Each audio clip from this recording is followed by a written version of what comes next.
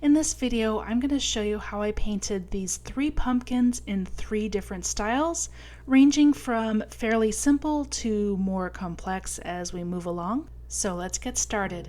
I'm using Arches cold press paper for this project, and I had pre-sketched my pumpkins onto the paper, and I'll be listing the supplies I use up on the screen, but I will also post them in the video description. So for the orange pumpkin, I'm using quinacridone sienna and new gamboge. What I love about quinacridone sienna is it's a similar color to burnt sienna, however, it's very transparent. So that mixed with the new gamboge made a very bright and transparent layer on my pumpkins. It makes a beautiful autumn orange color when mixed together. So for my first pumpkin, I'm painting in individual sections. So it's a very stylized pumpkin, and it's very beginner friendly because all you need to worry about is each separate section that you're working on. To paint this style pumpkin, all you need to do is pre-wet one section at a time, and the high quality 100% cotton paper is really important for this step because it will let you work longer because the paper will stay wet a little bit longer and giving you more time to add your paint. So what I'm doing is on these pre-wetted sections, I'm dipping into my orange mixture and I'm just adding, first of all, paint to the edges, and I let it drift in towards the center, and then I use the tip of my brush to nudge the paint as needed to blend more into that center section. I want to keep the inside fairly light, so not as much concentrated pigment as there are on the edges.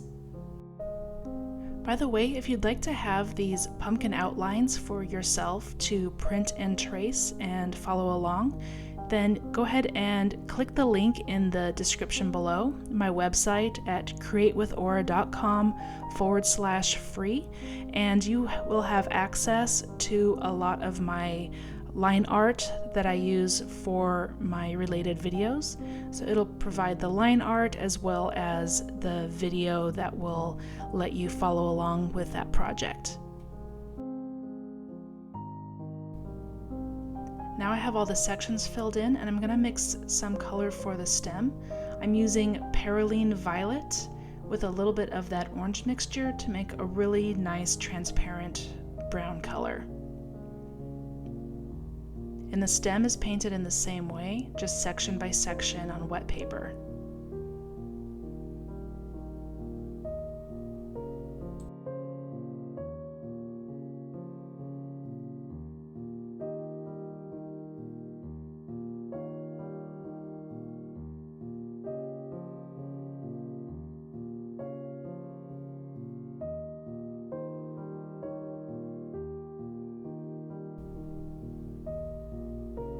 And number 1 is finished. Let's move on to pumpkin number 2. So this will be a similar start, painting section by section. But instead of having the white space in between each section, they're going to be actually touching. So what I'm going to do is I'm going to do 2 sections at a time. You can just do 1 section if you feel like you need a little bit more time per section. I've been doing this for a while, so I'm doing 2 at a time. But what I'm doing is I'm painting all the way to the edge after wetting that section. And then while it's still wet, I'll be adding some of the shadow and highlight colors.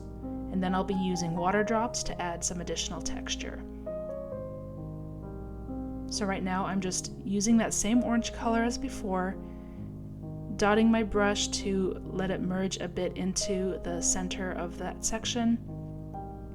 Then over here on the left, I'm using that Perylene Violet color on the top and bottom of that section.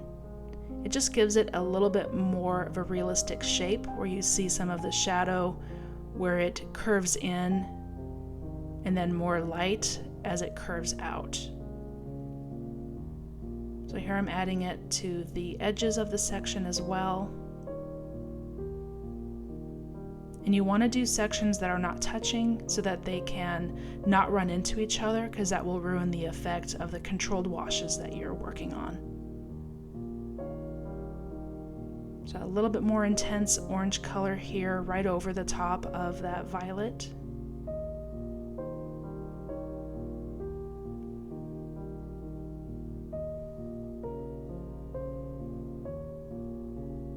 And same on this section.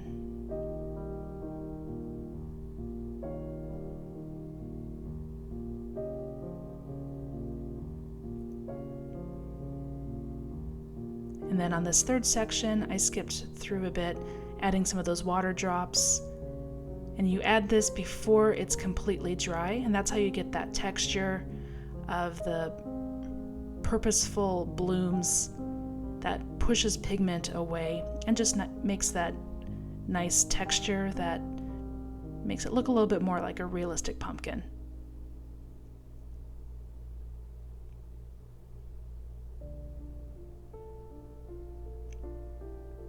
Now after those three sections have dried, I can go back into those empty sections, and I'm pretty much doing just the same thing, but you really want to make sure that your first layers are dry, because when you move your wet brush right to that edge, you don't want it to interfere with that first wash you did on those first sections. So again, I used the same orange mixture with the New Gamboge and the Quinacridone Sienna,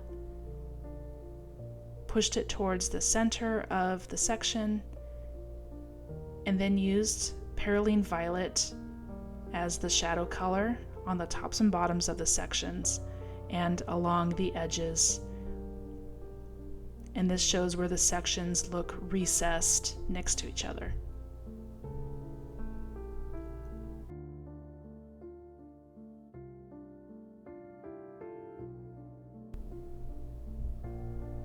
Now once all of those areas are completely dry, you can paint the stem. And we're using the same brown color as the other pumpkin, mixing the orange with the Perylene Violet. And I'm painting all the way down to those first, to those pumpkin sections that we painted. Again, I'm painting wet and wet. I'm varying the hue a little bit, so some areas are going to be a little bit more purple, some a little bit more brown, just to add some interest and a little bit more realism, even though we're painting a decorative subject.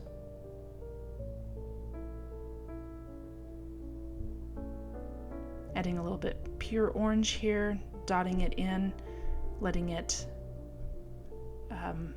move some of that pigment around.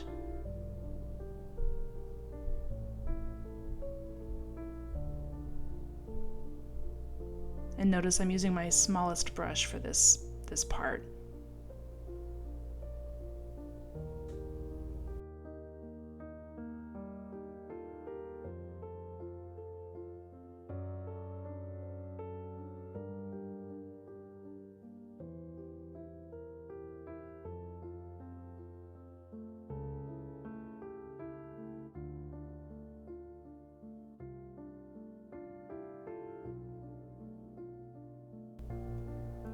Now I'm going to enhance the entire pumpkin, wait for everything to be completely dry, and I'm using a light wash of Quinacridone Sienna, and I'm just going to paint over each of these sections.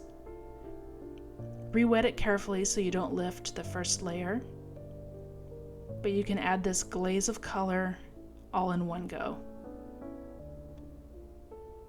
Whatever color you choose, make sure it is transparent and not opaque or semi-opaque or granulating, because you'll end up not necessarily being able to see the first layer below.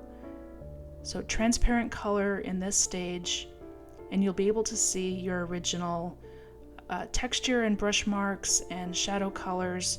It's just this last glaze will amplify the color and make it all cohesive. Since you painted each section separately, this just kind of brings it all together.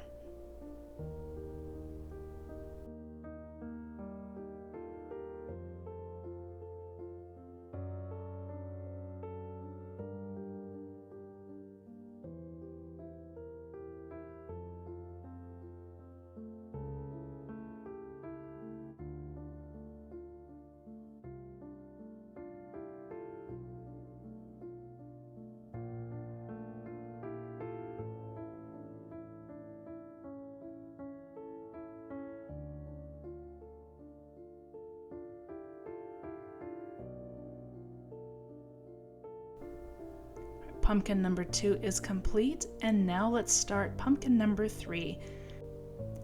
Now for this pumpkin, we are making a blue underpainting.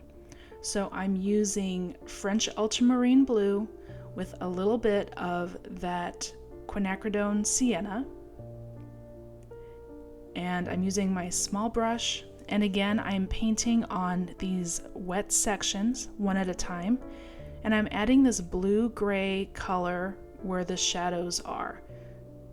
So similar to the previous pumpkin, I'm adding shadows to the tops and bottoms of the section and also along the separations where each section meets together. Just use a very light touch here. You can always go darker on another layer if you need to go darker, but you can't lighten it once you've added it. Not very easily anyway. I'm using my smallest brush for extra control as well.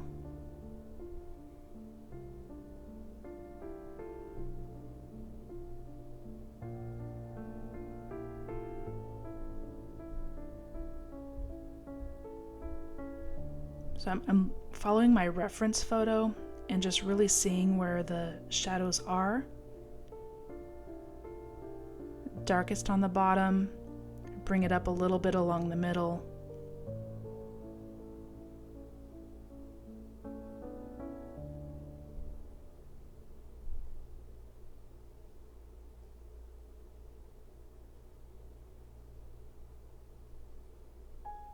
And again, you don't want to paint sections right next to each other. You want to paint them so they don't merge and ruin your first layers of color.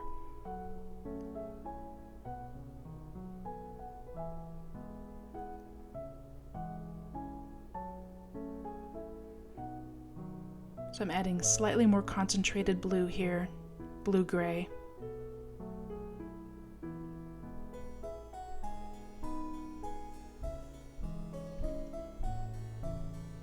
The light source is to the left, so I'm making it a little darker on this side.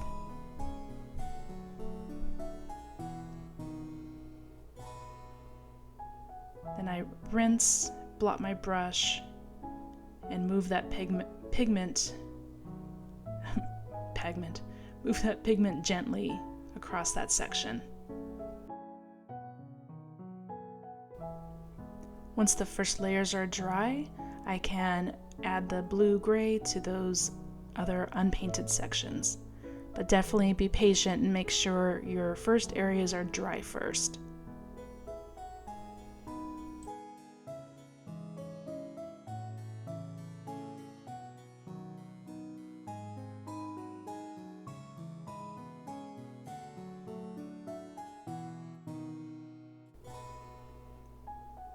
Once everything is dry, you can start painting the stem. And I have 3 separate sections on the stem as well, using that same blue-gray mixture. Just pay attention to the values on your reference photo.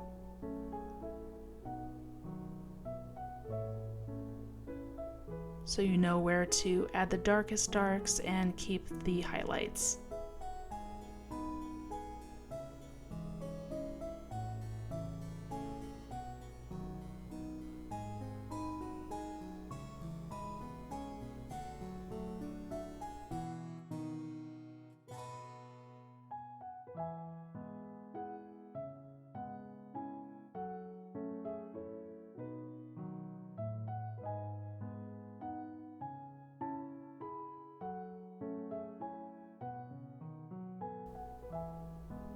I'm just making sure I have a nice unjagged line there. And I'm using my damp brush to lift a little bit of that pigment in the middle. I'm painting this very middle section here just on dry paper. And as long as I don't touch those other 2 sections, which are still wet, then I'm okay to paint this area here. I'm just being really careful to leave a separation between those 2 sections.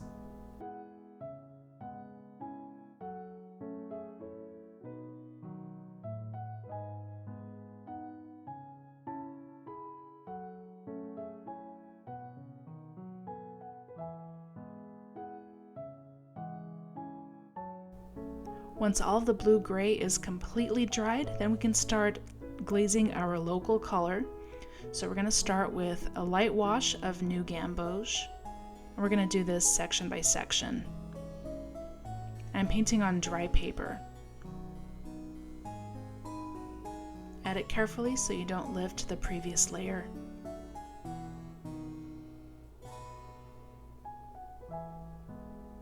I'm adding a little bit more concentrated yellow.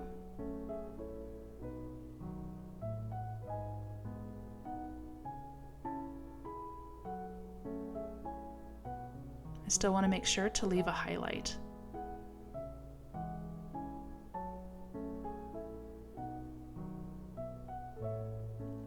You can paint right over that blue. By the time we get the orange layers, you won't even see blue, you'll just see shadow.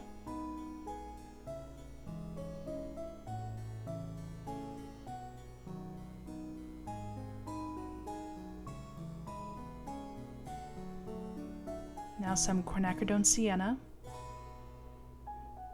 Adding that on the bottom here of this middle section.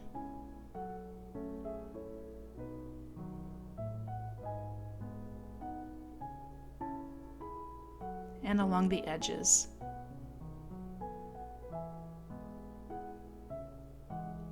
And then lightly blending that in towards the center, again being careful to leave a bit of a highlight. Moving over to that first section, doing the same thing. Remember, these sections are still wet.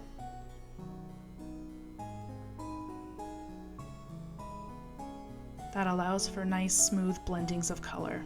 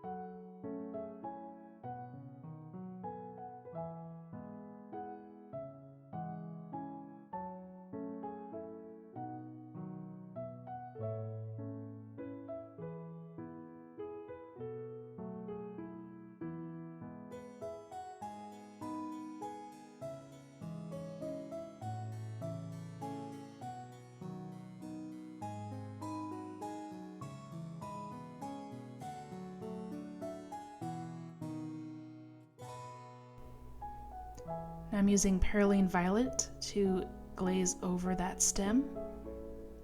It's fairly concentrated and I'm using it on dry paper. I wet my brush when I want to make the color not as concentrated. So lighter towards the tip of the stem and darker at the base where it's more in shadow.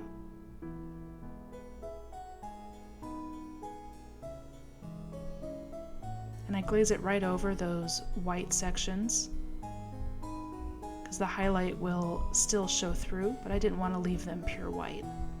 So I'm dropping in a little bit of quinacridone sienna and new gamboge, similar to the previous pumpkin stem, just to give it a variety of color.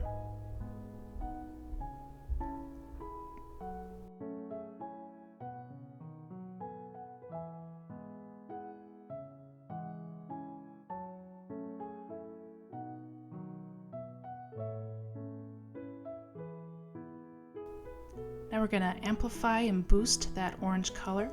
So again, using quinacridone sienna, I'm painting directly on dry paper here, adding it to the bottom of the pumpkin section and along the edges.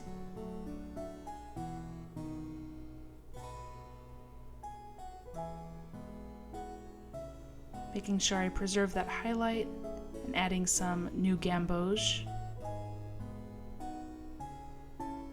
and letting it blend. Pushing the pigment a little bit as needed. Again, for this section, painting that quinacridone sienna on dry paper.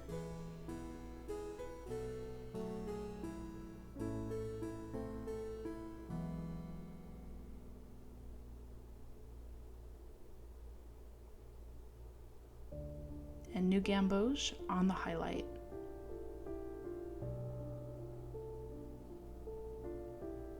And for this even brighter highlight, I wet my brush and just move a little bit of that yellow pigment right over it.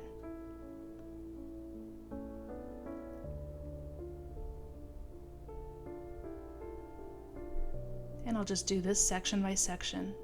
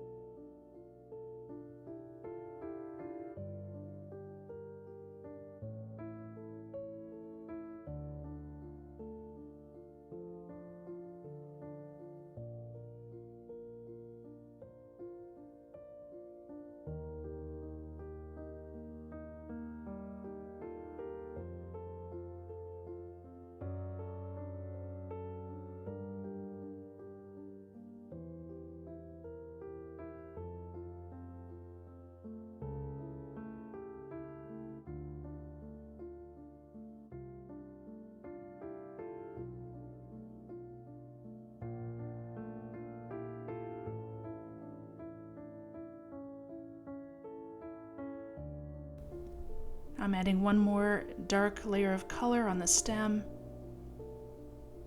concentrated Perylene Violet, right over those sections. Thank you for joining me. I really hoped you liked this 3 pumpkin demonstration. If you found it useful, please give it a thumbs up and consider subscribing to my channel. And I always ask to give me suggestions for other projects you would like to see, and let me know if you'd like the outlines for these pumpkins.